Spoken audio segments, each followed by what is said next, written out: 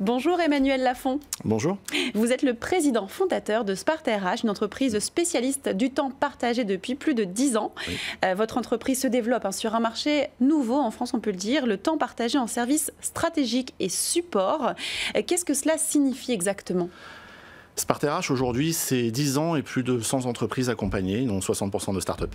On agit sur 5 métiers qui sont le métier historique de Spart, qui est de la RH à temps partagé. On a des DRH qui interviennent directement dans l'entreprise. On va avoir un service administratif et finance. On va également avoir un service marketing. On va avoir un service recrutement pour accompagner le développement des start-up. Et puis également un service de conseil en organisation et en structuration des entreprises, notamment dans le cadre des start-up au niveau de l'hypercroissance. Ok.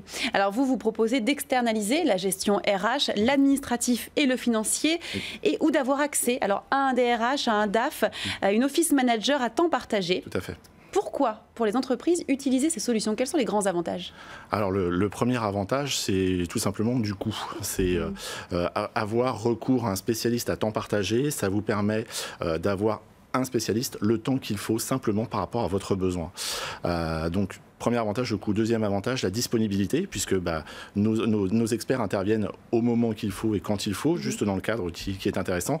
Et le troisième avantage, c'est surtout la souplesse. C'est-à-dire qu'en cas de problématiques plus importantes, ou bien s'ils ont besoin d'autres compétences, ils n'hésitent pas à aller directement solliciter un des membres de l'équipe de l'entreprise pour pouvoir les accompagner sur une mission ou sur une question un petit peu plus pointue ou qui sort de leurs compétences ou de leur champ de compétences initial.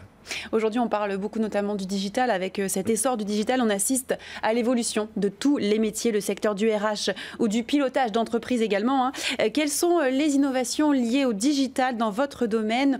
On parle notamment des plateformes de recrutement. Oui, alors c'est devenu quelque chose d'assez énorme. En fait, on a beaucoup d'applications qui existent aujourd'hui sur le marché.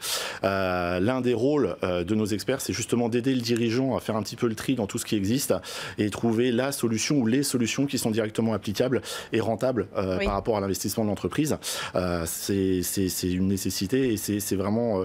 Il faut faire très attention à ça parce qu'en fait, chaque entreprise est différente. Et à partir de là, nos experts peuvent vraiment essayer de mettre sur mesure non seulement le cahier des charges, mais également accompagner le dirigeant jusqu'au recettage même de ces applications qu'il va pouvoir développer.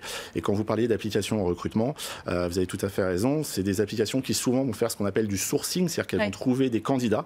Mais par contre, il ne faut pas oublier l'humain parce qu'au bout d'un moment, ça reste une rencontre, c'est ça, entre une femme, un homme et une femme et un homme. Il va falloir vraiment pouvoir les faire travailler ensemble.